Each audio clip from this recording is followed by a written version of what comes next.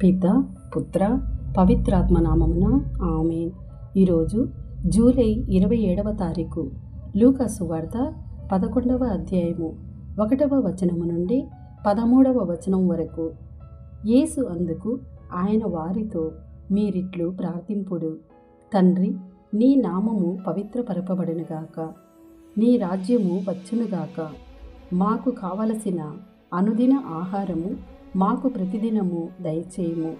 మా పాపములను క్షమింపుము, ఏలయనా మేమును మా రుణస్థులందరూ క్షమించుచున్నాము.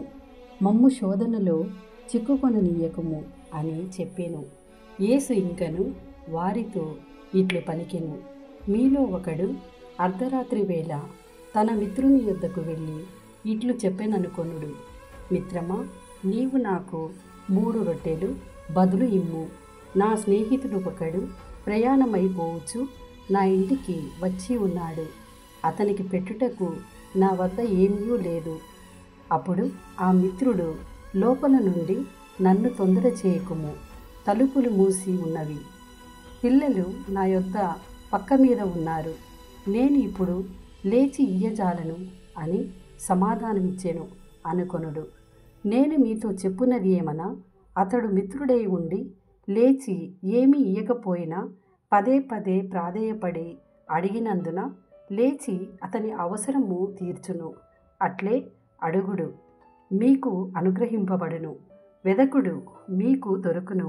తట్టుడు, మీకు తెరవబడును. అడిగిన ప్రతివానికి దొరుకును, తట్టువారికి తెరవబడును అని మీతో చెప్పుచున్నాను. మీలో ఏ తండ్రి అయినా కుమారుడు చేపను అడిగినచో పామునిచ్చునా? గుడ్డును అడిగినచో తేలును ఇచ్చునా? మీరు ఎంత చెడ్డవారైనా మీ బిడ్డలకు మంచి వస్తువులను ఇచ్చుట మీకు తెలియను కదా? పరలోకమందున్న మీ తండ్రి తనను అడుగు వారికి ఇంకా ఎంతగా పవిత్రాత్మను ఇచ్చునో ఊహింపుడు. ఇది ప్రభుని వాక్కు. సర్వేశ్వరునికి వందనములు. పిత, పుత్ర, పవిత్రాత్మ నామమున ఆమేన్. ప్రభువా, ఈ వాక్యాన్ని వింటున్న ప్రతి కుటుంబాన్ని ఆశీర్వదించండి. ఈ వాక్య పఠనము ప్రతి ఇంట సుగంధ పరిమళాలు వెదజల్ల చేయండి. మీ వాక్య పరిచర్య చేయుచున్న ప్రతి ఒక్కరిని దర్శించండి, ఆశీర్వదించండి, ముందుకు నడిపించండి.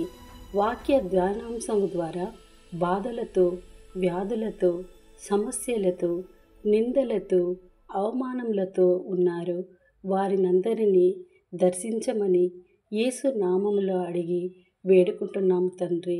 ఆమేన్.